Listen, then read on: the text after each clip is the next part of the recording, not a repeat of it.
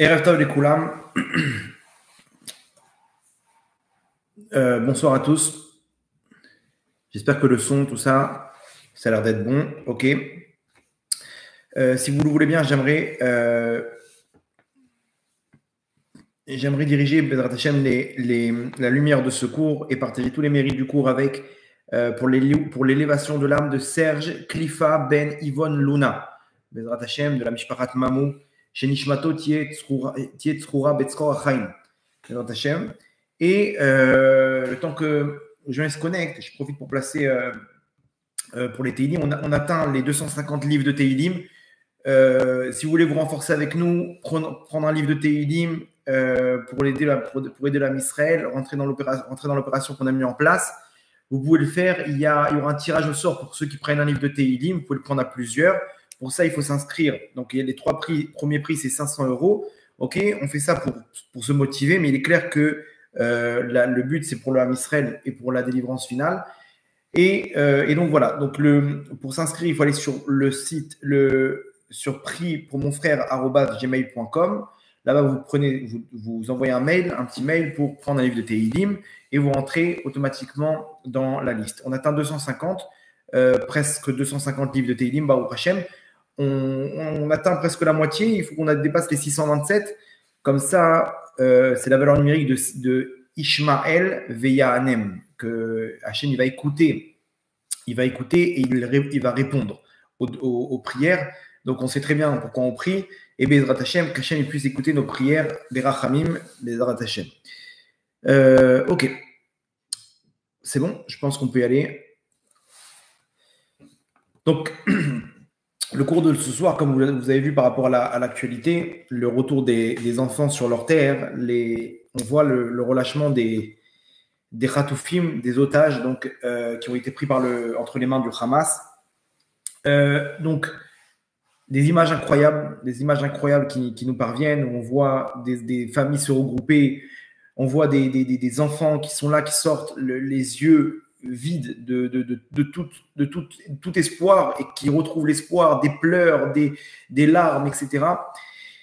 Et on voit ce tsahar, on voit le Ham Israël qui est regroupé autour de cet événement, même si on se fait arnaquer, même si là c'est la victoire de l'amour de son prochain. Et des choses incroyables que Hachem est en train de faire un scénario où on se dit que c'est des gens, 2 mois avant, on aurait peut-être, je ne sais même pas si on les aurait calculés, je ne sais même pas si eux, ils nous auraient calculés. Et là, il se passe quelque chose autour de l'échange. Mais dans l'échange même, on peut remarquer qu'il n'y a que des femmes et des enfants.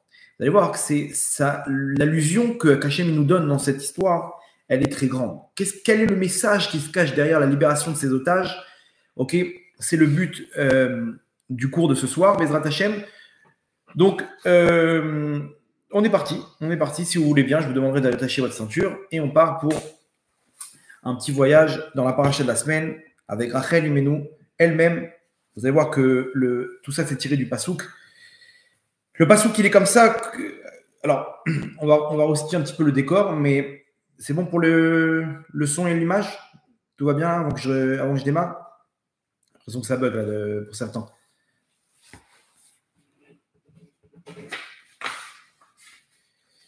Ouais. Ok, super. Alors, donc, dans la paracha de cette semaine, c'est la paracha où Rachel, donc Yaakov, il revient avec ses femmes, Rachel et Léa, Bilha et Zilpa et les 12 tribus. Il rentre en Israël, donc il a quitté Lavan et Baruch Hashem, il rentre en Israël et là il doit se confronter à Esav. Esav, son frère, tout le monde connaît parce qu'il a volé les brachot. Il a volé, c'était comme vous avez vu dans les derniers cours, c'était prévu, il fallait récupérer des forces du mal ces étincelles.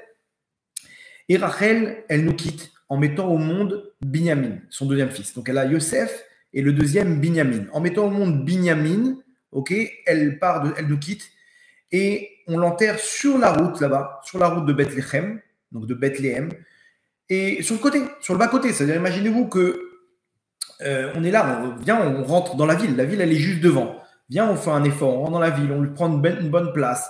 Comme Abraham, il a fait pour Sarah. Il a pris une grotte. il a enterré en bonne et due forme. Pourquoi on est obligé de mettre ça sur le côté? Imaginez-vous, il y a l'autoroute, sur le côté, il y a une petite tombe comme ça. Et il savait très bien, Yaakov, que Yosef, il allait avoir sûrement une rancune, même infime par rapport à ce qu'il a fait.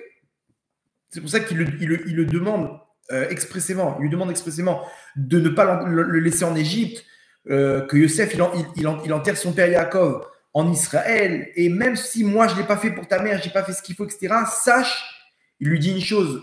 Et Yaakov, il lui dit, sache, mon fils, que ce que j'ai fait, c'est pas par manque de respect pour ta mère, de la mettre sur le côté, mais par l'ordre d'Hachem. Hachem, il a ordonné, Rachel, elle doit être là, sur la route de Bethléem. Donc, sur le sens simple, parce qu'elle a perdu beaucoup de sang, comme elle venait d'accoucher, elle a fait une hémorragie quoi, de l'accouchement. Donc, le sang, Adam ou Nefesh, le sang, c'est une partie de la Neshama, donc il ne faut pas que la Neshama soit séparée. Donc, c'est bien d'enterrer sur place. Ça, c'est sur le sens simple, mais vous avez bien compris qu'il y a un sens bien plus profond, qui est que Rachel, c'est elle que lorsque les Bnei Israël ils vont partir en galoute, qui aura une force de contrer la galoute, et d'amener la délivrance finale. Qu'est-ce qu'elle va faire? Elle vient par la force de l'action qu'elle a fait. En s'annulant devant sa sœur, elle s'est annulée lorsqu'elle devait se marier avec Yaakov. Donc, c'est la première. Yaakov, il a travaillé 7 ans pour se marier avec elle. Lavan, leur père, c'était un roublard. Il a échangé. Il a dit à Rachel, excuse-moi, mais c'est un manque de respect pour ta grande sœur Léa que tu te maries avant elle. Donc, tu laisses ta place à Léa. Imaginez, Rachel, elle était avec sa robe de mariée. Elle était maquillée, elle était toute prête, elle était heureuse. Ça fait 7 ans qu'elle attend ça, de se marier avec Yaakov. Et d'un coup, surprise, on lui dit, tu ne peux pas te marier avec Yaakov, tu te marieras avec... tu laisses ta sœur. Yaakov, il était très intelligent, il savait très bien qu'il aurait pu l'arnaquer. C'était 2 sœurs jumelles, elles se ressemblaient comme 2 gouttes d'eau. Et bien entendu, pendant ces 7 ans-là, c'est pas comme s'ils flirtaient, ils sortaient ensemble, ils allaient boire des cafés. Ils se voyaient, ils ne se sont pas vus. Jacob, il lui dit, regarde, je vais te donner 3 signes. 3 signes, ou si jamais il me place Léa, on pourra découvrir l'arnaque. Rachel, elle se dit quoi? Ma sœur, elle va se retrouver devant Yaakov.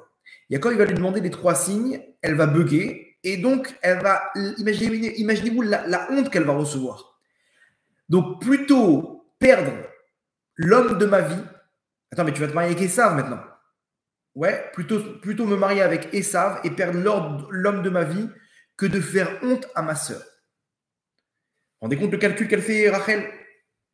Et Rachel, elle va voir sa sœur, elle lui dit, ma sœur chérie, viens, je t'aide. Elle aide à mettre sa robe, elle aide à la coiffer et tout. Elle lui dit, tu sais, j'ai entendu quelque chose, que cette famille de tzadikim, ils ont 3 signes, 3 choses qui sont hyper importantes. Elle dit, ah ouais, dis-moi, je veux tout savoir sur Yaakov. Et elle commence à lui raconter. Nida, Chala, Adla Kataner, les 3 signes.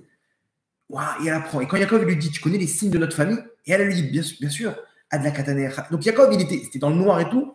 Malheureusement, il est tombé dans le piège. Et après, le lendemain, il a vu. Il n'a pas fait honte à Léa, mais il est parti voir Lavan. Et Lavan lui dit, non, bon, imaginez-vous jusqu'à que Léa, quand Rachel, elle lui demande, son fils Lowen, il avait trouvé des plantes qui avaient une ségoula d'amener au monde des enfants.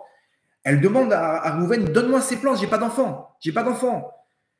Et il dit non, mais c'est pour ma mère. Maintenant, elle va voir, Rachel, elle va voir Léa, elle lui dit, je t'en prie, laisse-moi les plantes et pour que je puisse avoir des enfants. Qu'est-ce qu'elle lui dit, Léa? Elle dit quoi? Déjà, tu as pris mon mari. En plus, tu veux prendre les plantes de mon fils, les doudaïm, ça s'appelle les doudaïm, je ne sais pas comment traduire en français. C'est-à-dire, de là, on se rend compte qu'en fait, Léa, elle était sûre que c'est Rachel qui lui a piqué Yaakov, alors qu'en fait, c'était exactement l'inverse. Yaakov était destiné à Rachel et c'est Rachel qui s'est annulée devant sa sœur. Rachel, elle n'a rien dit. Elle s'est quand même mariée avec Yaakov, donc elle a rien perdu finalement. Et elle a eu 2 enfants, Yosef et Benjamin. De là, elle a entre les mains un joker pour libérer le Ham Israël de la Géoula. Elle, quand elle pleure, elle prie devant Hachem, elle dit Hachem, qu'est-ce qu'ils ont fait tes enfants? Ils ont fauté. Ils ont enfreint les règles de ta Torah. Très bien. Moi, j'avais toutes les raisons légitimes de ne pas laisser ma sœur se marier. Tant pis pour elle, elle va avoir honte. C'est pas mon problème. C'est Lavan qui ira brûler au Gehinam à cause de ça. C'est lui le problème. Moi, je vais me marier avec mon mari, Yaakov, point final. Je ne l'ai pas fait. J'ai mis tout mon être de côté pour ma sœur. Toi, Hachem, moi je suis de chair et de sang, mais toi, Hachem, qui est de lumière infinie, tu ne vas pas mettre ta Torah de côté pour sauver ton peuple, tes enfants. Et elle pleure et elle supplie Hachem, et regardez ce qu'Hachem lui répond. Kohamar Hachem. Voici la parole d'Hachem. Comme ça, il se prononce Hachem. Hachem, il lui répond. Il lui dit Min ikoler mi bechi veinaich midima. Il dit enlève, fais taire ta voix de sanglots, ok? Veinaich midima et tes yeux de larmes. Sèche tes larmes. Kiyesh sachar les péoulater. Parce qu'il y a une récompense à ton action. C'est quoi ton action? Celle qu'elle a fait avec Léa. Neum Hashem, parole d'Hachem, Veshavu Meretz Oyev, et ils vont revenir du pays ennemi. Veyesh Tikva Leachariter, Neum Hashem, il y a eu un espoir à la fin, entre parenthèses, la fin des temps, ok? Veshavu Banim Ligvulam, et les enfants, ils vont revenir sur leur terre, à leurs frontières. Veshavu Banim, il n'y a pas marqué Veshavu Bnei Israël, Veshavu Anashim, Veshavu. Non, Banim, les enfants. Mais Shavu Banim, Ligvulam. Et ils vont revenir, les enfants, sur leur terre. Ça, on parle de quand? Achariter. À la fin des temps, voilà ce qui va se passer. C'est-à-dire que Rachel, elle est posée à un carrefour de Bethléem. Pourquoi? Parce que là-bas, quand les Israéliens vont partir en galoute, elle va faire deux actions. Elle va prier qu'ils reviennent Meretz Oyev du pays ennemi. Et à la fin des temps, c'est-à-dire maintenant, pour que les enfants y reviennent sur leur terre. Alors, de quoi on parle? C'est qui les enfants? Alors on peut, quand on voit ce qui se passe aujourd'hui, que le Hamas libère des enfants, des femmes et des enfants, on peut dire, waouh, ça attire notre attention sur la paracha de cette semaine, ce qui s'est passé, et comprendre quelle est exactement l'action que fait Rachel spirituellement parlant. Parce que là, on a ramené l'histoire, mais derrière, vous comprenez bien qu'il se cache quelque chose de spirituel, selon la Kabbalah, incroyable de l'action que fait Rachel Imenu, et que nous, là où on est, par rapport à l'actualité, on peut donner des forces à Rachel et faire accélérer les choses pour la Géoula finale Berachamim Bezat Hashem. Vous allez voir pourquoi aussi, on avait posé la question, pourquoi il n'y a que des femmes et des enfants dans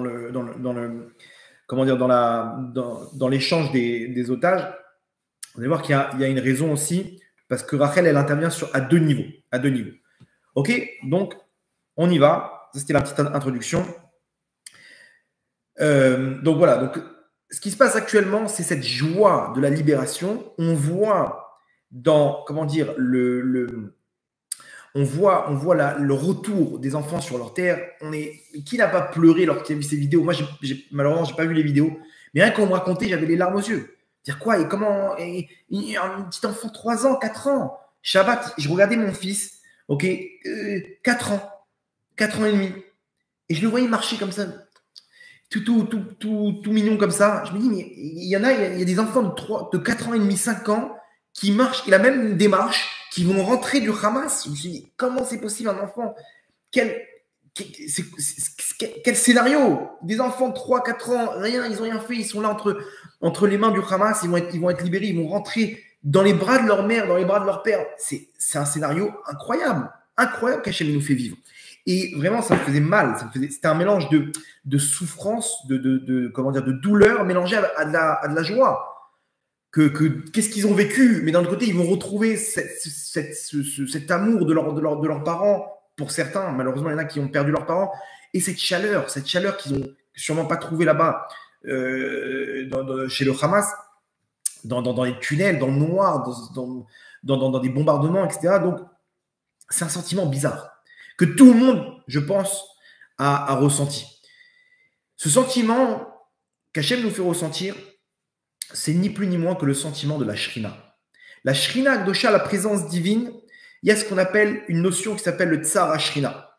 Le Tsar Ashrina, c'est que la présence divine, qui est en fait la représentation d'Hachem sur terre, la Shrina. Okay, Hachem, il a plusieurs, on va dire, facettes. Okay, je vous avais déjà expliqué cette notion que Hachem, il a plusieurs facettes selon son intervention, on lui donne un nom. C'est pas qu'il y a plusieurs dieux, ok? Pas qu'il y a le Fils et le Saint-Esprit, etc. Pas du tout.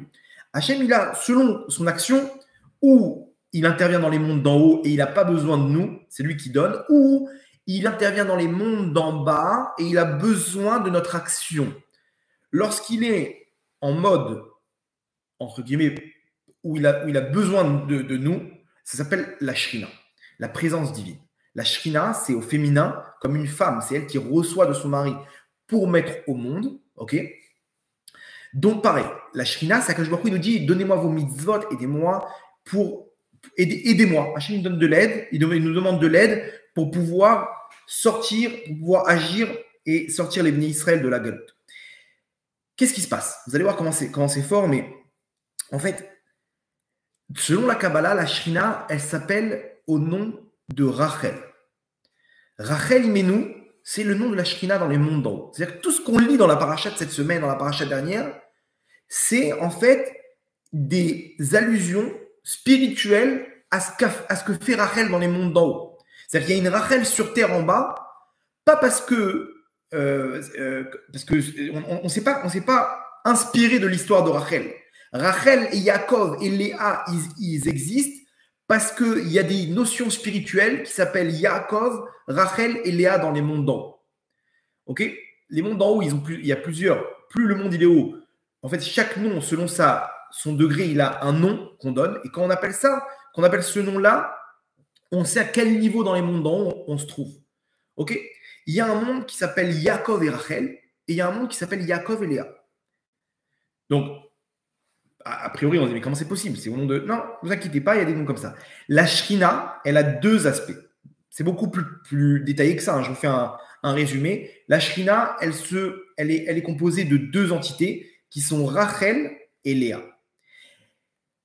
Ce qui se passe, c'est que depuis la destruction du Beth Amikdash, la Shrina Akdosha qui était dans les mondes d'en haut, dans le Olam Ahatzilut, ok, en union totale avec Hachem, c'est-à-dire qu'il n'y avait pas de différence entre le côté actif et passif. Il y avait une union, Hachem il était roi dans son temple, le troisième temple, le Beth Amikdash, et l'homme Israël sur leur terre. À la destruction du Beth Amikdash, il y a eu la galoute, et la Shrina, elle est descendue avec le Ham Israël en galoute.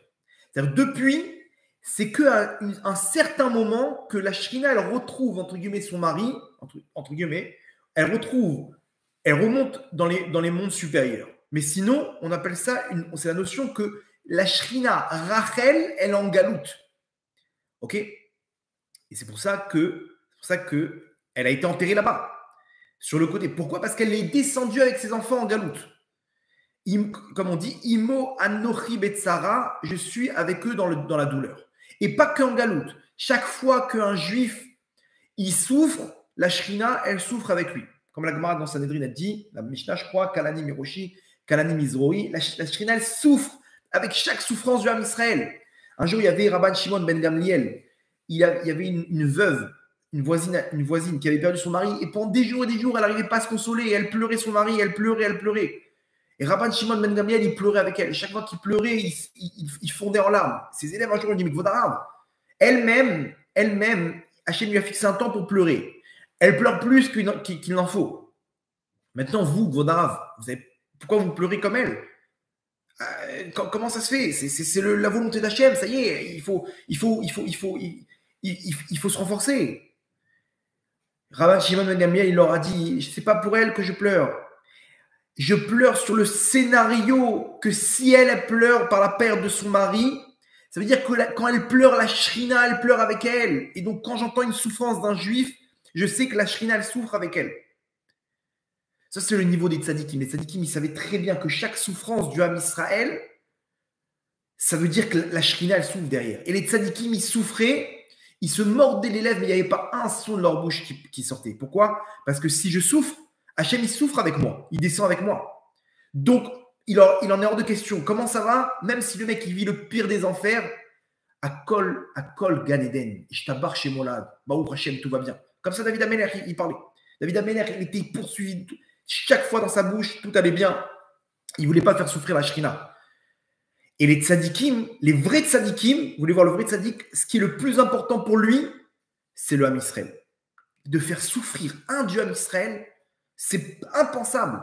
Un jour comme ça, les élèves du Chazon Ish, ils ont posé la question, ils ont dit, Kvodarav, c'est quoi la meilleure avodat Hashem qu'un juif il pourrait faire dans ce monde-là? Le service divin record. Écoutez bien la réponse du Chazon Ish. De venir dans ce monde, ok, et de repartir de ce monde sans avoir fait souffrir aucun juif. Voilà le plus haut service divin qu'un juif il pourrait faire sur terre.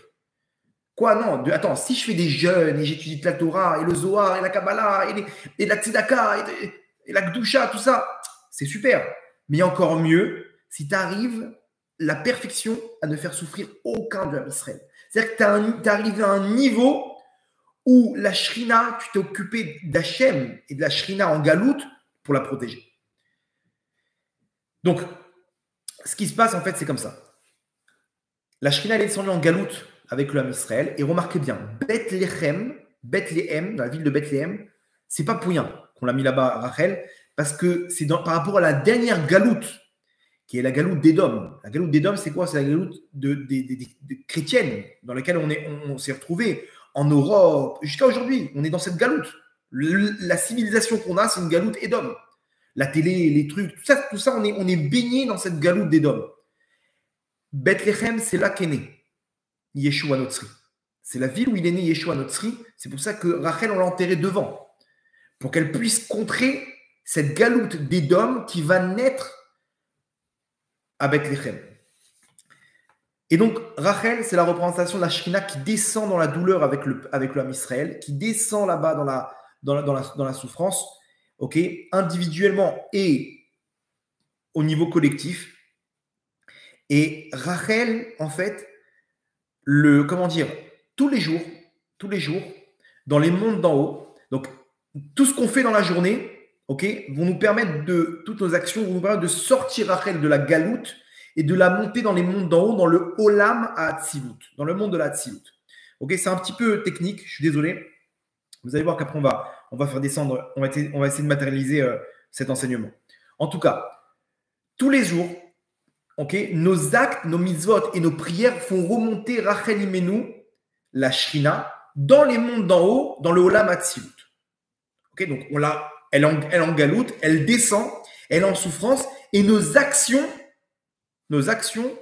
élèvent la Shrina. Ok, maintenant, à quel moment elle redescend? Donc, tous les jours, elle doit descendre et nous, on la remonte. En fait, elle descend dans la douleur pour récupérer les étincelles. À quel moment elle descend? Au moment de Chatzot Laïla, c'est-à-dire aux alentours de minuit. Ok, aujourd'hui, je crois que c'est en Israël, en tout cas, c'est à 11h29, 23h29. C'est le milieu de la nuit. Ok, ça s'appelle Chatzot Laïla. À ce moment-là, la Shrina qu'on a fait monter toute la journée par nos prières, par nos mitzvot, dans la Tziout, elle descend dans le monde en dessous, la Bria. Ok, et là, c'est une souffrance dans les mondes d'en haut terrible.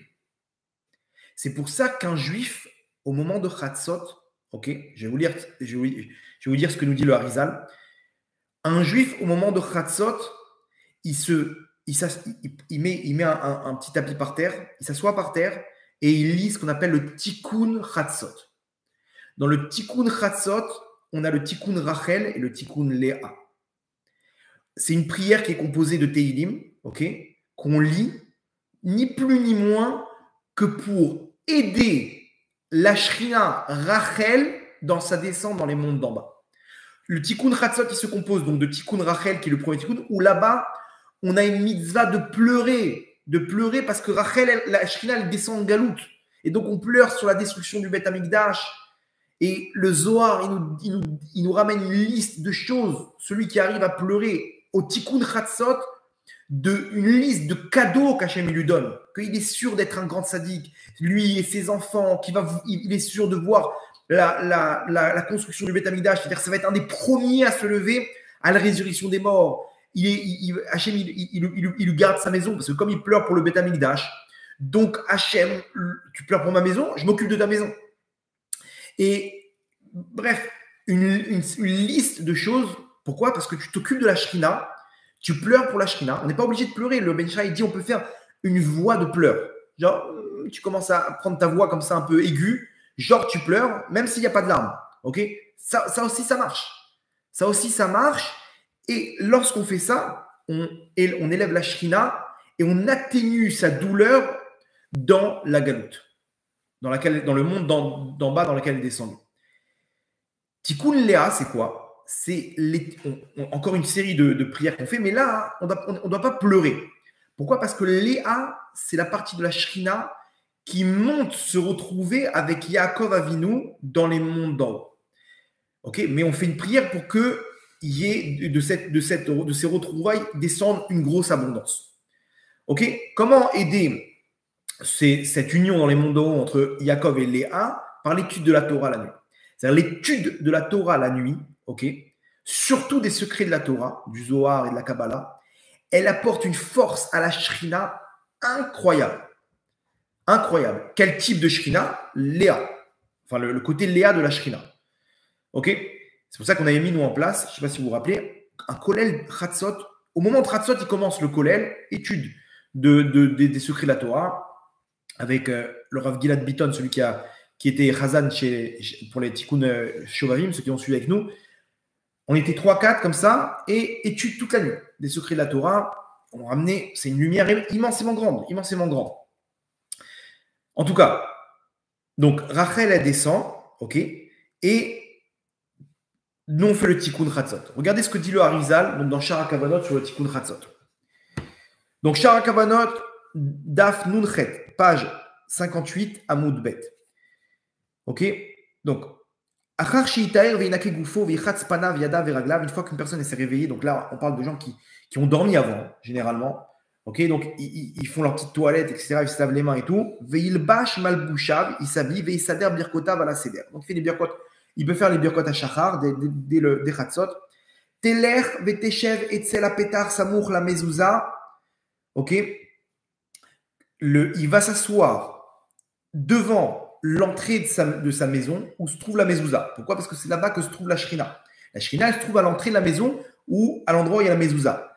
Vetasir amin alim veteshev yachef. Il enlève ses chaussures. Pieds nus. Il se met pieds nus. Il s'assoit. Vetatof roshra. Enveloppe ta tête. Ke'evel, comme un endeuillé. J'ai déjà vu un endeuillé, comment il est assis par terre comme ça, il est la tête baissée comme ça. Et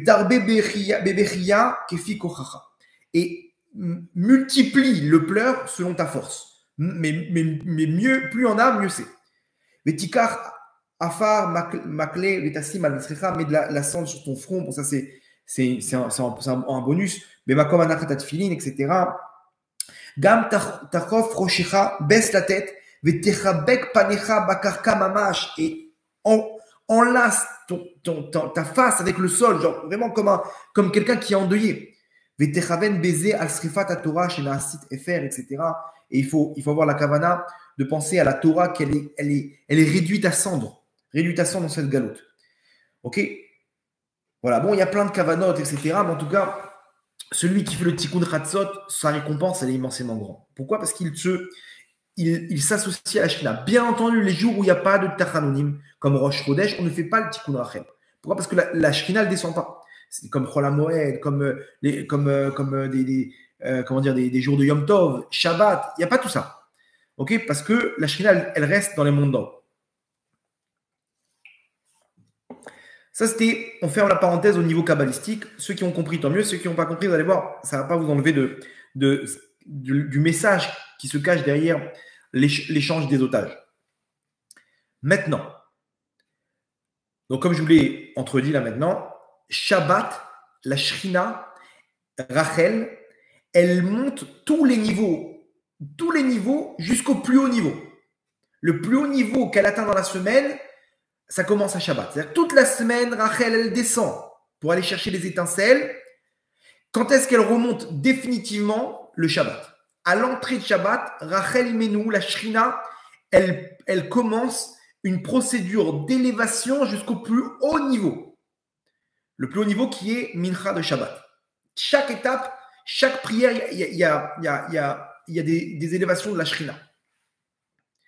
Quand est-ce qu'ont été libérés les premiers otages? Et là, c'est incroyable. Parce que dans toute la semaine, il y a la probabilité de chance que ça tombe à ce moment-là, elle est presque nulle. Les premiers otages ont été libérés à l'entrée de Shabbat. À l'entrée de Shabbat, aux alentours de 5h moins quart, je crois. Maintenant, ça dépend où est-ce qu'on se place, quoi. Est-ce que la libération elle commence à partir du moment où ils sortent de Gaza, ou est-ce qu'ils arrivent dans l'hélicoptère qui les a amenés jusqu'à l'hôpital? Vous avez compris qu'aux alentours, ça s'est passé aux alentours de 4h30, 5h. Shabbat, l'allumage des bougies, 4h17. Donc, comptez 20 minutes après, ok, l'entrée de Shabbat, 4h37, 4h37, ça s'est passé exactement à ce moment-là où les premiers otages sont sortis. C'est là que le Shabbat il est rentré. Bien entendu, on n'est pas pour que ça se passe pendant le Shabbat. On n'est pas en train de légitimer que ça se passe tout ça et qu'ils prennent en hélicoptère tout ça le Shabbat. On n'est pas là. Ça s'est fait selon le Hamas. Ça dépend des deux. Ça devait être jeudi. Ils ont reporté. Il y a eu plein de malentendus, etc. Et ça s'est fait à l'entrée de Shabbat. Mais laissez tomber le fait qu'on n'est pas en train de légitimer la transgression du Shabbat. On parle que ça a dû se faire à ce moment-là par rapport au Hamas. C'est pas pour rien. Est-ce que vous pensez qu'il y a un hasard dans ça? C'est sûr que non. C'est-à-dire que si vous avez suivi les derniers cours qui ont été diffusés, vous savez que les otages, ils ont une force d'étincelle. Maintenant, quelle est la force de Rachel Imenu de descendre en galoute pour aller chercher des étincelles? Les premiers otages, ils arrivent au moment où Rachel elle sort de la galoute, au moment de l'entrée de Shabbat. C'est là que les premiers otages ils arrivent en Israël. L'allusion qu'Hachem nous donne, le parallèle, il est immensément grand. Parce que là, ça nous donne ça nous donne un élément spirituel qui nous montre combien on est dans le bon chemin par rapport à la Géoula. Les grosses étincelles qui vont faire tomber cette clipa que se trouve là-bas à Gaza, etc., elles tombent maintenant. Comment? Parce qu'on récupère les étincelles. Et ça commence quand? À l'entrée de Shabbat. Incroyable. Incroyable, ok? C'est pas un hasard. Maintenant, le sentiment qu'on a quand on voit ces images, quand on entend les retrouvailles, etc., tout le monde pleure dans ces conditions. D'un coup, il y a une union dans le Ham Israël. D'un coup, on est là en train de souffrir avec eux. Hachem, il nous montre, il nous fait partager la même souffrance que la Shrina. C'est-à-dire ce que nous, on doit faire à Chatzot Laïla avec le Tikkun Chatzot. Ok, c'est très rare les gens qui le font, ça, le Tikkun Chatzot. En tout cas, Hachem nous a donné un scénario où nous-mêmes, on peut prendre la souffrance de la Shrina aussi sur nos épaules, parce que la Shrina, de quoi elle souffre? Que ses enfants, ils sont en galoute, que ses enfants, ils sont en otage dans cette galoute d'Édom. Et bien, nous, aujourd'hui, Hachem nous a fait un scénario où on a la même souffrance, bien sûr, mélangée avec la joie de sortir ses étincelles, de sortir ses otages. Mais la souffrance que chacun d'entre nous, chacun du Ham Israël, ok, qui ressent, c'est la douleur de ses enfants qui sont encore là-bas, 3 à 4 ans, des jumeaux, 10 mois. Impensable. Cette souffrance-là, Hachem me dit, mes enfants, ma Shrina, c'est ce qu'elle souffre depuis 2000 ans. 2000 ans, la Shrina, elle souffre de ça. Le fait que ses enfants, ils sont coincés dans cette galoute, qu'on est là en train d'enlacer des poubelles. On est en train d'enlacer des poubelles, des smartphones et des machins. On est là comme si c'est un Sefer Torah. On est coincé dans des séries télé, on est coincé dans des films, on est éduqué par toutes les séries télé. On n'a plus rien de juif en nous. Après 2000 ans, on est complètement coincé. On essaye de sortir un petit peu la tête de l'eau, mais on reste avec une mentalité de galoute. Ham Israël, il est kadosh, mais on est en galoute. On est pris dans des relations terribles, zéra levatala, parce que il n'y a rien à faire. Quelqu'un qui regarde quelque chose, il est attiré. Le monde, il pousse à ce que ça se dénude. Okay, à ce que ça devient très facile de voir des femmes, des choses qui, il y a encore une génération, 2 générations, c'était impensable pour aller voir, rien que de connaître ce qu'on apprenait à une personne au moment de son mariage. Ok, le mec, il fallait qu'il parcourt je ne sais pas combien de kilomètres pour trouver une femme, une prostituée. Aujourd'hui, en 2 clics, le mec il se retrouve dans le pire des Gehinam. Le mec, il a 7 ans, il connaît des choses qu'à l'époque, on lui aurait donné à son mariage. Quoi, mais comment c'est possible? On est face à. La rue, elle est sale, les gens, ils ne savent plus s'habiller, on est coincé dans cette galoute. Parce que c'est ça ce qu'on nous montre, malheureusement. Et la Shrina, elle pleure, elle dit, c'est ça mon peuple, c'est ça ma Bat Israël. Bat Israël comme elle est là, c'est une étincelle divine. Elle est là en train de copier des chanteuses, des actrices et des machins. C'est ça son objectif. Et l'autre, il tombe dans. Et donc l'autre, il voit des filles, il voit des machin. Il peut que tomber dans de la semence en vain, qui massacre toutes ces étincelles de Saïchama. Nos Neshamot, elles sont détruites après 2000 ans de galoute. Et on est là, quand bien même, on se retrouve à pleurer pour Hachem, on se retrouve à essayer de se renforcer. C'est quoi ce scénario? La Shrina, elle voit ça, elle pleure. Elle dit, mes enfants, vous êtes où? Elle pleure, elle dit, Hachem, je t'en supplie, mets de côté ta Torah pour sortir ces enfants de cette galoute. C'est pas nous, Rabotai, c'est cette galoute. On ne peut juger personne. On est tous prisonniers, on est tous des otages dans cette galoute. On est tous des otages dans cette galoute. Et la Shrina, elle nous voit, elle pleure. Elle pleure de voir dans quel état on est. Dans quel état on est. Après 2000 ans de galoute, on est dans un état pas possible.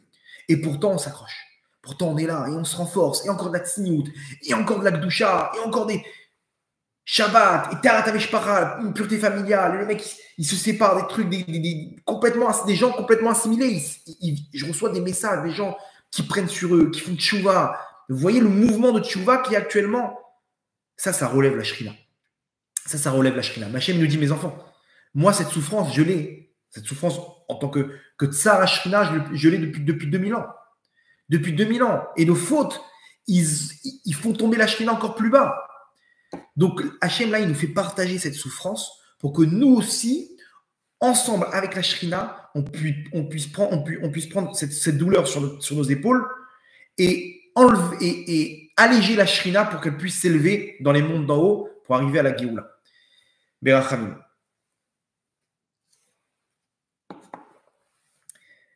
Donc, deux éléments. Donc, déjà, on peut donner un petit élément de réponse par rapport au fait que pourquoi dans les otages, il n'y a que des femmes et des enfants. Parce que qui est en galoute? Les enfants d'Hachem, ok, Banim, Veshavu, Banim, Nikvulam, et qui descend avec eux? La Shrina. Donc, les femmes, ils font référence à la Shrina qui sort, le Tsar Shrina qui sort de la galoute, et les Banim, les enfants, font référence au Ham Israël qui est en galoute. Veshavu, Banim, Nikvulam. Ok, donc, Hachem, quand il nous fait sortir des femmes et des enfants, il nous fait comprendre que qui a besoin de sortir de galoute? La Shrina, qui est la représentation des femmes et des enfants. Donc, l'allusion, elle est incroyable pour nous dire que c'est ce qu'on est en train de vivre maintenant, c'est ce qu'on est en train de partager. Donc, dans la paracha de cette semaine, on voit la rencontre entre Rachel et Esav. Donc, il y a Yaakov qui rencontre Esav. Baruch Hashem, il n'y a pas eu, ça n'a pas tourné au drame. Ils ont fait la paix. Esav, il a pardonné Yaakov. Et là, il lui dit, montre-moi ta famille. Imaginez-vous, il y a tout le monde en ligne devant Esav. Et Esav, il regarde Léa, il regarde les enfants de Léa, Reuven, Shimon, Lévi, Yehuda, Issachar, Zebulun, après Zilpa, Bilha, et il arrive devant Rachel. Ok, donc Rachel, elle est enceinte de Binyamin. Binyamin, il n'était pas là.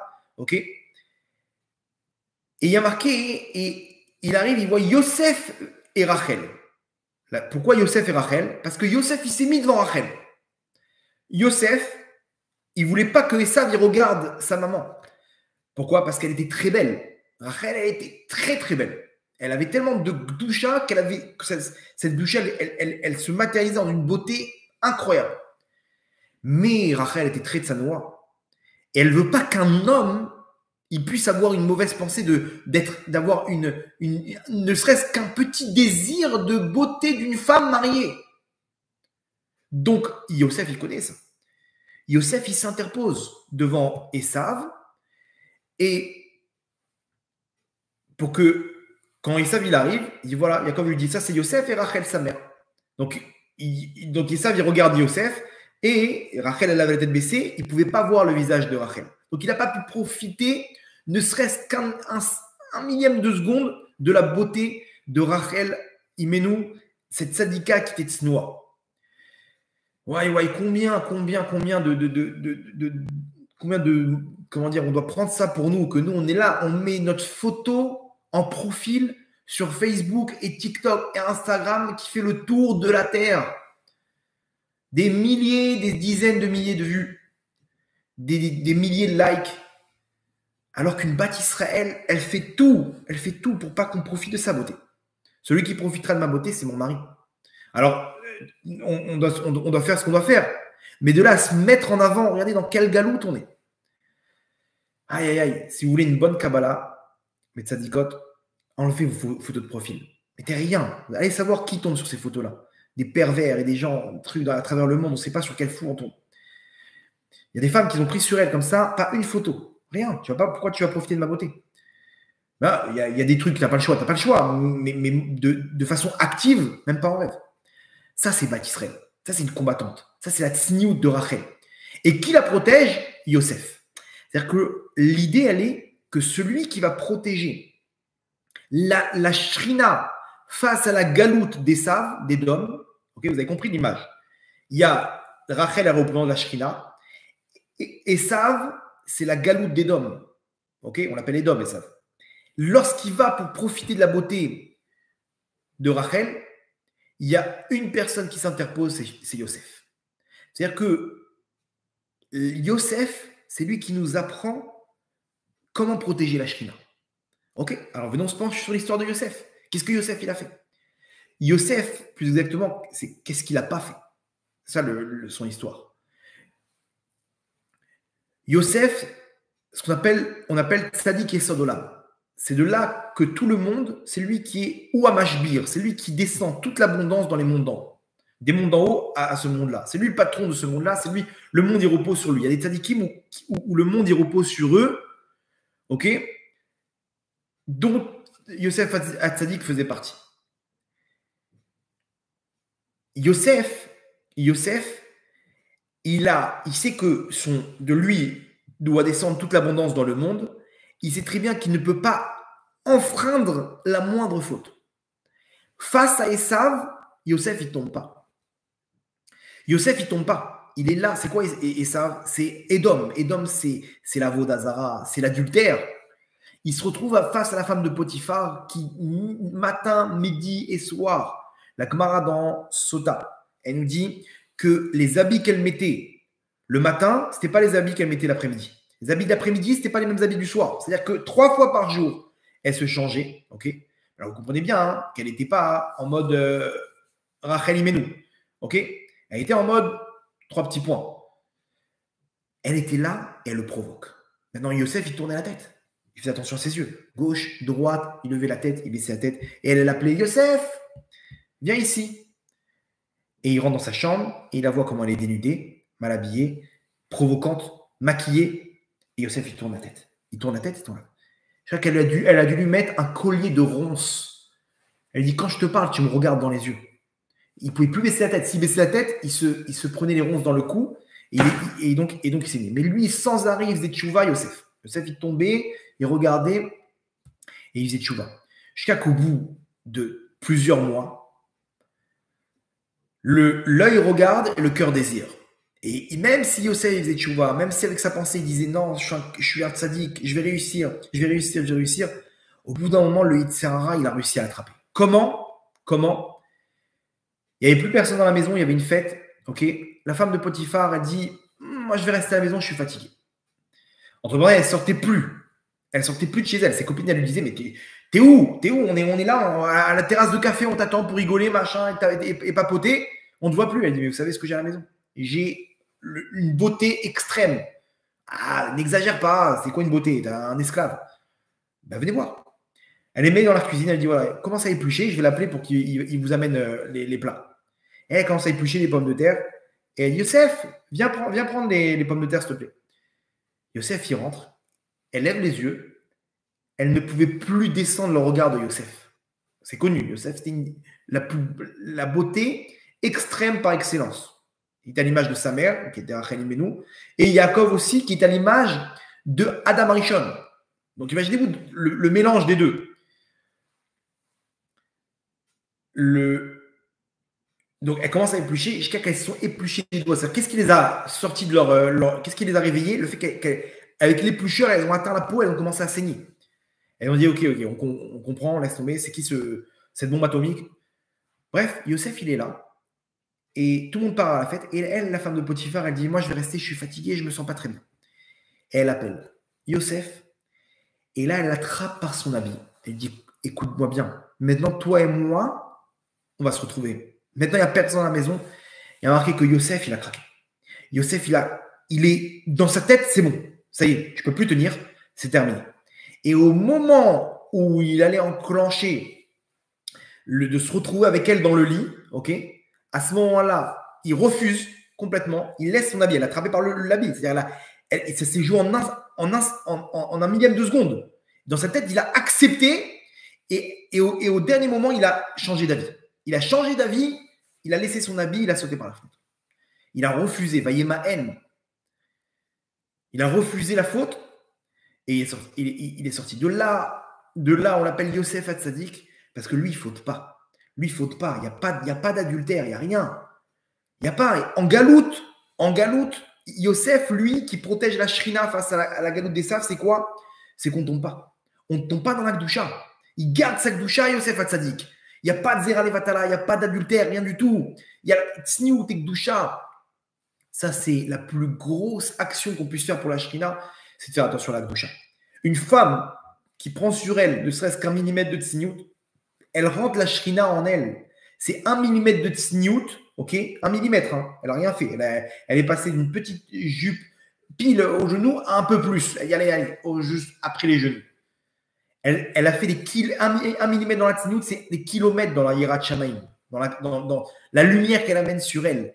Elle rentre sur elle la shrina. La femme, elle a l'image de la shrina. Un homme qui fait attention à ses pensées, qui fait attention de ne pas tomber dans les Zera Levatala et encore moins tomber dans l'adultère ou avec des goyotes, il élève la shrina dans les mondes d'en haut. D'où on apprend ça? Yosef lui-même. C'est lui qui s'interpose devant Esav. C'est-à-dire toute son essence même de Yosef, c'est lui qui protège. Va venir Binyamin plus tard. Binyamin, c'est celui qui ne s'est jamais prosterné devant Esav. C'est lui-même qui va revenir pour s'occuper d'Amalek. Amalek, ok, qui est, vous avez compris, aussi dans cette histoire de Gaza, on a expliqué qu'il y a une partie d'Amalek de tuer sans raison, sans aucune, avec une haine extrême. Ça, c'est Amalek. Et là, c'est Binyamin. Binyamin, c'est aussi le fils de Rachel. C'est lui qui s'occupe de Amalek. Maintenant,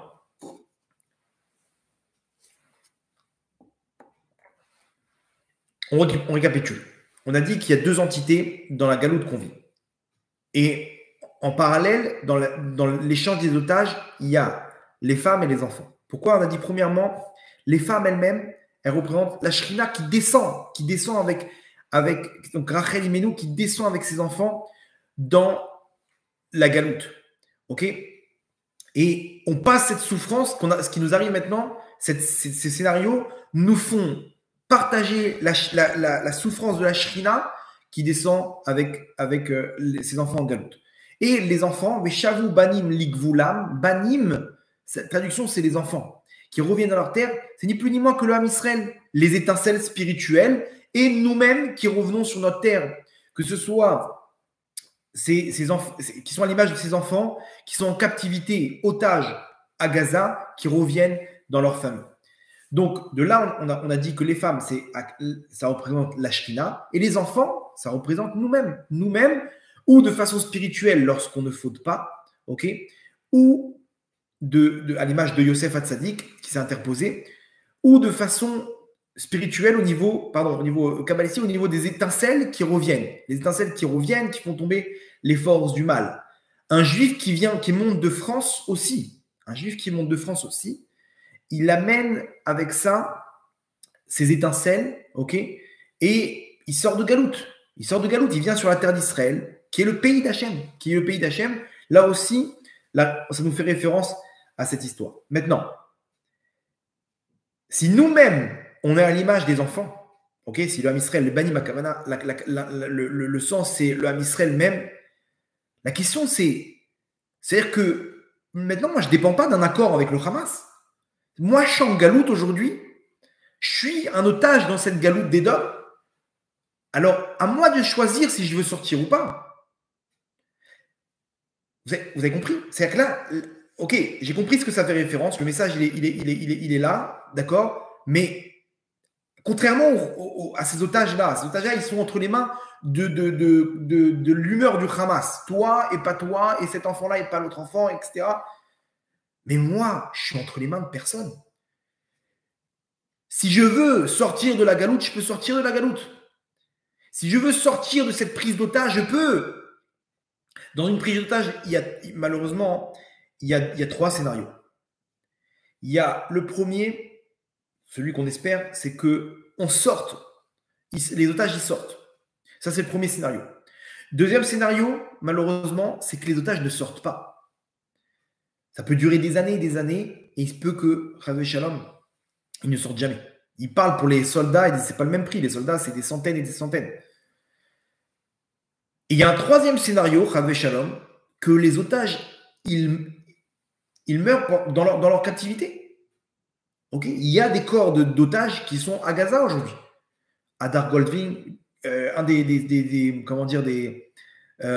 soldats, un des soldats qui a été mort pendant l'opération de Tsouk Etan, okay, il est entre les mains du Hamas. Le corps de ce soldat-là, il est entre les mains du Hamas. Donc ces trois scénarios-là, le meilleur, c'est qu'on sorte, okay, d'otages. La Sheila, c'est que si on est pris en otage par la galoute, dans quel scénario on va se trouver? Il y a des gens jusqu'à aujourd'hui, ils ne veulent toujours pas faire tchouva. On est là face à un scénario, Hachem nous parle, il dit, mais c'est vous, mes enfants, qui êtes en otage. C'est vous qui êtes esclaves des clipotes sans pitié, barbares, qui font fauter l'âme Israël du matin au soir. Mais sache, mon fils, que le libre arbitre, il est entre tes mains. Si tu veux, tu peux décider de sortir de ça. Et Hachem, il nous dit, mes enfants, c'est cette galoute. Faites tomber le mal, vous pouvez sortir de là. Il y a des gens qui décident de ne pas sortir. Ils disent, non, mais moi, je suis très bien. Pourquoi, monsieur le rabbin? Quel est le problème de ne pas faire Shabbat? Je ne comprends pas. Alors quoi? J'aime Hachem dans mon cœur. Mais tu n'as pas compris, mon tzaddik, que tu es esclave. Tu es esclave comment dire, que tu n'es pas capable de t'arrêter un jour pour Hachem. Tu es esclave des clipotes. Mais quoi, qu'est-ce que ça fait si je suis marié avec cette... T'es esclave, mon tzaddik, t'es esclave, c'est ça ce que ça veut dire. C'est-à-dire que t'es coincé dans les clipotes, t'es en otage. Mais le pire, c'est quoi? C'est que les otages, ils savent très bien qu'ils sont entre de mauvaises mains. Mais nous, on kiffe. On embrasse des poubelles, on kiffe. On est là en train de dire, non mais ça va, on gratte encore un peu de galoute. C'est terminé la galoute, Rabotaï. On ne peut plus retourner dans ce monde-là. On ne peut plus retourner dans ce monde-là comme il était avant. On pouvait faire ce qu'on veut. On pouvait voler comme on veut. Des call centers aujourd'hui à Shem Yerachem, les mecs ils volent du matin au soir. Qu'on peut tromper sa femme comme on veut. Vous comprenez bien qu'au bout d'un moment, on passe à la caisse. Au bout d'un moment, on passe à la caisse. Mettez ça dans votre tête que ce qui s'est passé le 7 octobre, c'est qu'au bout d'un moment, Hachem, il tape sur la table. Il tape du poing sur la table. Am Israël, c'est Am Kadosh. Mais on est pris en otage. On est pris en otage, il faut prendre conscience de ça. Il faut se réveiller. Alors, la différence, c'est qu'Hachem nous dit, mon fils, qu'est-ce que tu fais pour ma shrina? À quoi? Qu'est-ce que je dois faire? Un élément, mon tzaddik, un élément juste, que tu prennes conscience qu'il faut sortir de là. Que tu prennes conscience que tu es entre les mains d'une entité terroriste spirituelle qui s'appelle la Galoute Edom, qui s'appelle Amalek. Et 3 petits points. Tu as pris conscience de ça qu'on est en Galoute? Comment tu peux encore trouver ton confort en Galoute? Alors Hachem nous fait ce qui s'est passé maintenant pour qu'on comprenne que non, au bout d'un moment, on va se retrouver face à Hachem, à prendre le Hol Malchut Shamaim de force, prendre le joug divin de force. Ces gens-là qui étaient en bras de fer avec des terroristes dans leur chambre forte, et qui à la fin ils ont dit Hachem, Enon Milevado, c'est toi et que toi. Et une vidéo m'a raconté, le mec qui raconte comment il a été sauvé avec sa femme dans la voiture. On voit dans la vidéo, le mec, tatouage, machin, loin. D'un coup, qui passe, sa femme avec qui sous roche. Quel kidouche Hachem. Quel kidouche Hachem. Je crois que c'est un problème pour Hachem de lui effacer ses fautes. Hachem dit, mes enfants, juste ce que vous voulez faire tchouva. Vous voulez sortir de cet exil. Dans le cours d'année, on a parlé de combien il faut demander de la malchoute d'Hachem. plutôt que nos actes, ils montrent combien on est attaché. Alors Hachem nous fait un scénario, les enfants, c'est terminé. Il n'y a plus rien, il n'y a plus rien à espérer. On ne pourra pas gagner cette guerre, enlevez ça de votre tête. C'est une guerre qui est impossible à gagner. Sur le plan technique, c'est impossible à gagner. Les mecs, ils sont sous terre, tu passes d'un côté, ils passent de l'autre côté, tu passes de l'autre côté, ils passent d'un autre côté. C'est le chat et la souris. Alors oui, ils vont faire plein de dégâts, ils vont raser ce que tu veux, mais dans 5 ans, on va se retrouver face au même problème. Et comment on va s'endormir en se disant qu'ils peuvent nous faire ce qui s'est passé le 7 octobre du jour au lendemain? Et ça, c'est sans compter ce qui se passe dans le Nord. Le Nord, c'est x3, 4. C'est des commandos d'élite là-bas, ils sont entraînés contre Daesh là-bas en Syrie. Mais on va où? On va où, Rabotaï? Une chose. Hachem nous dit, mes enfants, si la Shrina, elle sort de la galoute, tout ça, c'est terminé. Tout ça, c'est terminé. Mais prenez la main de la Shrina. Prenez et élevez-vous avec elle. Comment on fait Hachem? Les mitzvot. Tu fais tes mitzvot pour la Shrina. Fais attention de ne pas tomber. Sois un lion, comme Yosef Hatzadik. Yosef Hatzadik, il n'y a pas, je ne faudrai pas, point. Il ne donne pas le choix. Il saute par la fenêtre. On l'appelle Yosef Hatzadik. Parce que c'est un tzaddik. C'est quelqu'un qui prend la faute et qui se bat pour elle, pour ne pas tomber. Mais lui, il n'a qu'une chose en tête. C'est sa maman, Rachel Imenu. Il la protège. Maman, t'inquiète pas. C'est qui Rachel? C'est la Shrina. Donc nous, on est entre les mains, on est en otage et on peut réussir. On peut réussir, Bézat Hachem. On peut le faire. C'est à nous de décider de quel type d'otage on veut être. On est entre les mains de personne à Botaï. Si un juif, il décide de sortir, il peut sortir de là. C'est ça la force qu'on a. C'est la force du Ham Israël, c'est d'arriver à prendre la décision, de prendre une mitzvah, si vous voulez, quoi que ce soit, et de dire je fais teshuva.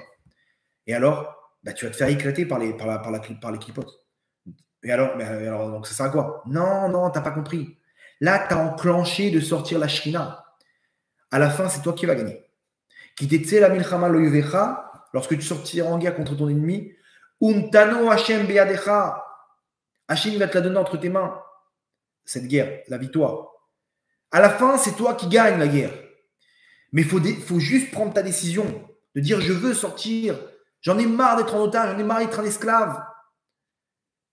Ça, c'est les bénis Israël, c'est comme ça qu'ils ont eu la délivrance. Quand ils ont compris, ils disent mais quoi, nous on est esclaves.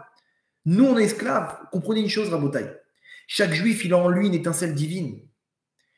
Quand un juif, il est là en galoute, la souffrance, elle est par rapport à ce que tu représentes et la lumière que tu représentes, où tu l'utilises. C'est ça la douleur. Imaginez-vous que les otages aujourd'hui, c'est des gens que toute la terre entière, elle tourne autour de ces gens-là. Un des otages, il aurait pu se poser la question un jour de dire est-ce que j'intéresse quelqu'un, moi, dans le monde? Le mec, c'est un mec, je sais pas, classique, lambda. Il est là tranquille.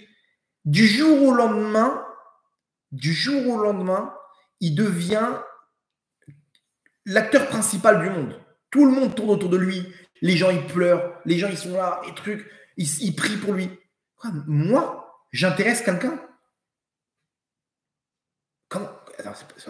Comment le mec, il est passé de tout à rien, de rien à tout, pardon. D'une extrémité à l'autre. Il est arrivé à devenir la personne la plus intéressante au monde. Comment nous, on peut y arriver sans être kidnappé? Comment arriver à être quelqu'un d'intéressant sans être kidnappé? Rabotaï, le message qu'Hachem nous donne dans cette histoire, il est très grand. C'est que sache que tu es le fils d'Hachem. Sache que tu as la Shrina en toi. Tous les mondes d'en haut, ils tournent autour de toi, mon tzaddik. Akash Baruch Hu, il veut descendre la Shrina. Batartonim à l'intérieur des.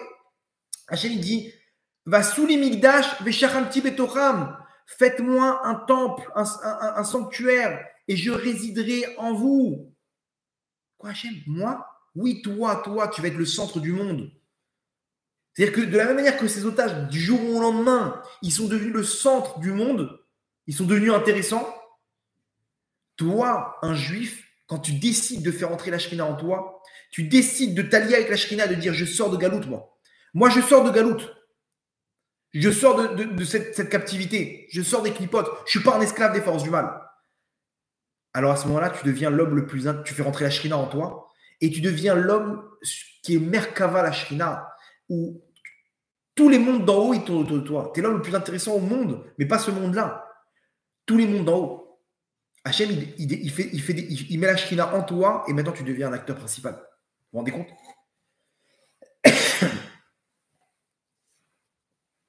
Donc Rabotai, on peut y arriver. On peut y arriver aujourd'hui. Hachem, il nous donne, c'est des notions, ça, comme je vous explique au début du cours, de tzadikim. Et vous voyez que cette idée, elle revient. Hachem nous parle à travers les événements parce qu'il veut qu'on libère la Shrina. Hachem, il veut amener la Géoula. Comprenez, Hachem, il veut amener la Géoula. On y est, on est en plein dedans. Il y a une fille, à Bnebrak, je crois, samedi, elle est partie, 20 ans. Une fille, tzadnoua, mdosha, une tzadéket. Avant de partir, elle a fait une mort clinique. Elle a fait une mort clinique et elle a dit à ses parents, papa, ils m'ont montré maintenant tout ce qui allait, le plan de la Géoula. Elle dit, Bezrat Hashem, ça sera jusqu'à Pessah. Ça dépend de nous, bien entendu, mais jusqu'à Pessah. Jusqu'à Pessah, Rabotai, c'est là. C'est dans quelques mois. Jusqu'à Pessah, ça peut être demain, comme dans 4-5 mois, mais c'est là. On va le vivre, Rabotai, on va le vivre, vous ne vous rendez pas compte.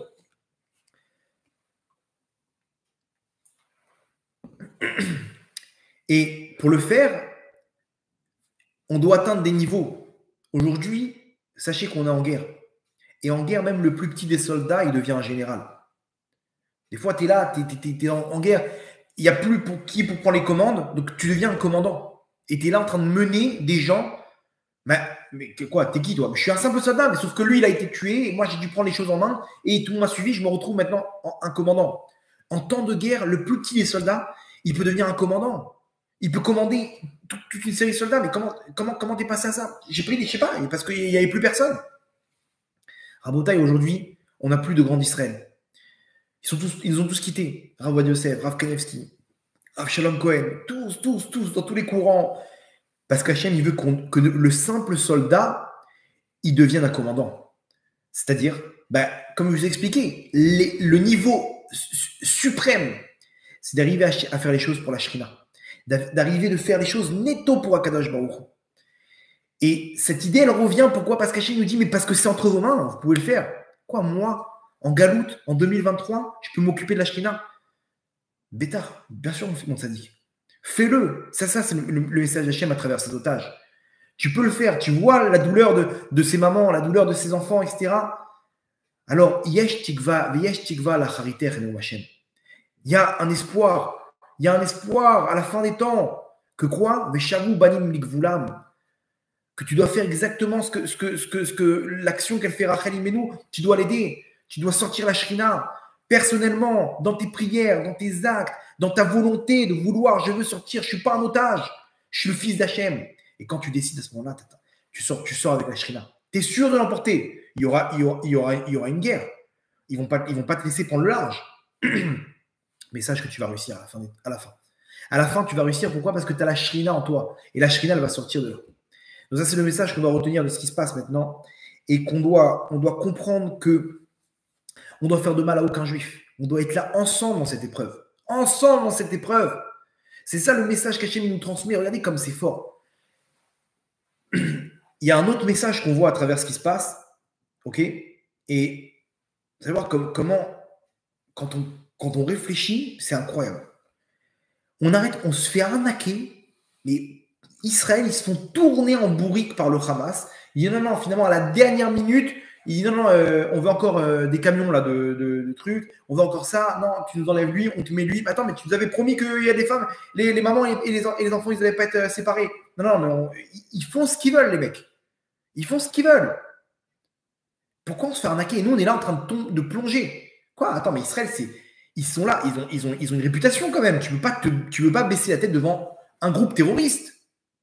Et ils baissent la tête, Rabotai. Et j'entends les gens, ils sont là. Ils sont révoltés, les gens. Ils sont révoltés. On m'envoie des mails. Mais c'est quoi cette arnaque? C'est quoi cette arnaque? C'est quoi cette arnaque? Laissez tomber l'arnaque, les amis. Parce que derrière, vous ne vous rendez pas compte, Hachem, qu'est-ce qu'il est en train de faire avec cette histoire. Je vous pose une question. Si nous, on avait fait exactement pareil, c'est-à-dire d'un coup, on prend 240 hommes, femmes, enfants, bébés, palestiniens et on les ramène en otage. Et on dit, vous savez quoi? Vous voulez vos otages, rendez-nous nos otages. Imaginez-vous déjà combien le monde, il aurait été révolté, chose qu'on vit actuellement, c'est normal. Le président irlandais, il a dit, les disparus sont revenus à la maison. Il les a appelés les disparus, il les a pas appelés les otages. Les disparus, genre, ils étaient perdus dans la forêt amazonienne, là, comme les petits garçons, là, et on les a retrouvés. Le terme, pourquoi tu emploies ce terme? Ça te fait mal de dire les otages? Non, les disparus. Donc bref, donc non, on va pas prendre d'otages. Mais pourquoi on le fait pas? Parce que ils vont te dire quoi? Mais garde-les, on s'en fiche. Garde-les, on n'est pas là, c'est des shahidim. C'est des shahidim, on va pas les libérer, ils vont servir là-bas dans les prisons et pas besoin de les échanger. Donc ça sert à rien de prendre des otages contre des otages. OK? Mais par contre, qu'est-ce qu'ils disent le Hamas? Ils disent vous Israël, vous vous aimez trop entre vous. Il y a trop d'amour entre vous. Et si je libère l'enfant et je libère pas la maman, alors tellement que t'aimes ton prochain, tu vas me donner tout ce que je veux. Et donc, on se fait arnaquer. Mais pourquoi on se fait arnaquer? Parce que le Hamas dit, le problème avec vous, c'est que vous aimez trop entre vous. Ouais, qu'est-ce que tu dis? Vous entendez ce que le Hamas, ce qu'il sous-entend dans toutes ces arnaques? Le Hamas est en train de sous-entendre, Am Israël, c'est un peuple où vous vous aimez entre vous, il y a de la hardoute. Attends, mais tu veux dire quoi, le Hamas? Tu veux dire quoi? Qu'on a de la haine gratuite? C'est ça ce que tu es en train de dire? Oui, vous vous aimez trop et c'est pour ça qu'on vous arnaque. Donc, moi, dans cette arnaque, vous savez ce que je vois? Je vois que la Klippa elle-même qui nous accuse devant Hachem, la Klippa en haut, les forces du mal en haut qui nous accusent devant Hachem, dire regarde tes enfants, il n'y a que de la Sinatrinam. Tu veux ramener la Géoula et la Sinatrinam. La Klippa qui est représentée en bas par le Hamas elle-même, elle contredit les accusations en haut. Elle dit non, mais ils s'aiment trop ce peuple. Donc on peut les tourner en bourrique comme on veut, on peut les arnaquer comme on veut parce qu'ils sont prêts à tout pour réunir une famille. Vous vous rendez compte de ce que le joker qu'on tire de cet accord? Alors oui, on a perdu des terroristes, on a libéré des terroristes, donne-leur 10 000 terroristes même. Mais l'essentiel, c'est qu'on arrive à récupérer cette carte de dire à Hachem, voilà, la Klippa elle-même, elle dit qu'on s'aime. La Klippa elle-même, elle dit qu'il y a de la Vatrinam. Vous vous rendez compte ce que ça veut dire? C'est des gens de gauche que ce mec-là, il m'aurait craché au visage, il m'aurait dit va à l'armée toi. Et moi, je leur ai dit, hey, dégage, il rêve grave, vas-y, Gainam. Ça y est, encore 2 mois, on aurait pu avoir ces pensées-là. Et là, aujourd'hui, je suis en train de pleurer pour lui. Et lui, il est en train regardez ce qui se passe, Rabotaï. Ce mec-là, on aurait pu dire, mais on est en train de pleurer pour ces gens-là. Ça, c'est la Vatrinam qui est en train de sortir de là. Donc, bien sûr que la Shrina, elle est là. Bien sûr qu'on peut sortir la Shrina. Vous vous rendez compte Hachem, ce qu'il fait à travers ces événements? Hachem, il ramène la délivrance finale. On est en ardoute, on est ensemble. Et c'est là qu'on doit penser à la Shrina. On doit parler, à sourd de parler du moindre juif en mal. Il n'y a plus de la Shonara. Enlevez ça de votre tête, il n'y a plus de la Shonara. Moi, j'aime chacun de mes frères comme ces otages là-bas. Et il ne faut pas attendre qu'ils soient otages à Gaza pour les aimer. Dès maintenant, il faut le faire. Voyez ce qui se passe dans la rue, on voit, c'est palpable cet amour entre nous, c'est palpable, cette ardoute. Donc là, la Shrina est en train de s'installer. On est en train de sortir la Shrina par le biais de notre avatrinam, notre amour gratuit, notre ardoute, notre union. C'est pas moi qui le dis, c'est le Hamas, à travers ces arnaques. À travers ces accords, c'est le Hamas qui sous-entend tout ça. Ils s'aiment trop, les mecs, ils s'aiment trop. Toute cette série d'otages qui ont été kidnappés, c'est basé sur ça. Donc, Rabotaï, là, on a entre les mains une carte immensément grande. On sait maintenant comment sortir la Shrina. Hachem, il nous demande, mes enfants, allez-y, c'est entre vos mains. C'est entre vos mains. Quand Hachem, il dit à Rachel Imenu, il dit, Veyesh, Sachar, les la terre, il y a une récompense à ton action. Cette action-là, elle dépend du Ham Israël. Nous-mêmes, on peut sortir de la galoute. Nous-mêmes, on peut protéger la Shrina comme des lions, comme Yosef Hatzadik, comme des taureaux comme ça contre Edom, contre Esav, à s'interposer. Et mes tzadikot, vous-même, vous représentez la Shrina, vous avez la Shrina en vous. de se battre, même de rajouter encore de la snioud, encore de la doucha. C'est les mêmes messages qui reviennent parce que Hachem nous parle à travers cette lumière de la Géoula qui doit descendre. On peut élever la Shrina, mais surtout quand on est unis. Quand on est unis, et Tzadikim, vous voulez faire de mal à aucun juif. Pourquoi? Parce que tu fais du mal à un juif, tu fais du mal à la Shrina. Et toute cette haine gratuite, en fait, au fond, à qui on faisait du mal? À la Shrina. Écrase-toi, annule-toi, et surtout dans ton couple, avec ta femme, avec tout ça, parce que quand tu fais ça, tu donnes des forces à la Shrina. C'est pas grave, mais tu vas perdre, on va t'appeler. Mais t'es une victime, t'es un pigeon. C'est vrai, t'es un pigeon dans ce monde-là. Mais t'élèves la Shrina. Et quand la Shrina, elle s'élève, ouais, tous les cadeaux. Donc, Rabotai, à nous de nous interposer pour protéger la Shrina. On est le commando d'élite d'Hachem quand on protège la Shrina. Aujourd'hui, on a appris quelque chose que c'est les tzadikim qui font ça. Mais vous avez vu, c'est à la portée de chacun d'entre nous. On peut le faire. Moi, je peux m'occuper de la Shrina. Mais bien sûr. Mais quoi, même si je suis un bras cassé Hachem, même si je suis loin, ça ne dépend pas de ça. Où que tu es, dans les profondeurs de la galoute que tu es, si tu t'élèves un petit peu, tu as élevé la Shrina, tu as élevé les étincelles. Et va savoir si les étincelles que tu as élevées, ce n'est pas les dernières pour faire pencher la balance. Vous vous rendez compte de ce qu'on vit maintenant? On vit une génération où chacun d'entre nous, il peut amener la Géoula. Chacun d'entre nous, il peut être un des plus grands tzadikim de la génération. Et ça dépend quoi? Ça dépend de la Shrina, comment on l'élève. Donc à nous de nous interposer et de sortir la Shrina des clipotes, de sortir Shavoubanim Nikvoulam, nous-mêmes de sortir là-bas, on n'est pas des otages Rabotai, Am Israël, Am Kadosh, de s'interposer pour qu'aucun du Am Israël il soit touché. Et là, à ce moment-là, ça y est, on peut sortir la Shrina de la galoute et Hachem, il fait sonner le son du chauffard, c'est terminé. C'est pour bientôt Rabotai. On va terminer avec une petite histoire, si vous voulez bien. Le Rav Mordechai Eliyahu Alav Hashalom, histoire qui est connue, mais vous allez voir comment c'est quelque chose qui est à notre portée aujourd'hui. Le Rav Mordechai Eliyahu Alav Hashalom, il était, à la fin de sa vie, il était très malade. Et avant de tomber malade, il a été hospitalisé. Il a eu plusieurs opérations et tout, et il s'est fait hospitaliser, il devait faire une opération. La veille de l'opération, il n'arrivait pas à dormir. Et c'est ce qu'il raconte à sa femme le lendemain. Il lui dit à sa femme, j'ai pas réussi à dormir. Non, pardon, sa femme, elle lui dit, j'ai pas dormi de la nuit, j'ai pas fermé l'œil de la nuit. Et le Rav, son mari, il lui dit, moi aussi. Non, si Rav Mordechai Eliyahu, il dort pas, alors qu'il sait tout ce qui se passe dans les mondes d'en haut. C'était connu que Rav Mordechai Eliyahu, il avait le roi HaKodesh, l'esprit divin, il savait tout ce qui se passait dans les mondes d'en haut. Il dit quoi? Si toi, tu n'as pas fermé l'œil de la nuit, c'est pas parce que tu es inquiet, parce qu'il avait la Emouna. C'est qu'il y avait quelque chose. Il a dit, qu'est-ce qui se passe? Raconte-moi. Il lui dit, dans la nuit, en plein milieu, on m'a montré un décret terrible sur l'âme Israël. Terrible. Terrible. Il y avait au tribunal céleste, là-bas, il y a eu des accusations, et le décret, il est tombé. Et elle dit alors, et quoi? Il dit, je me suis levé et je me suis interposé. Et j'ai dit, Hachem, j'ai ramené des mérites.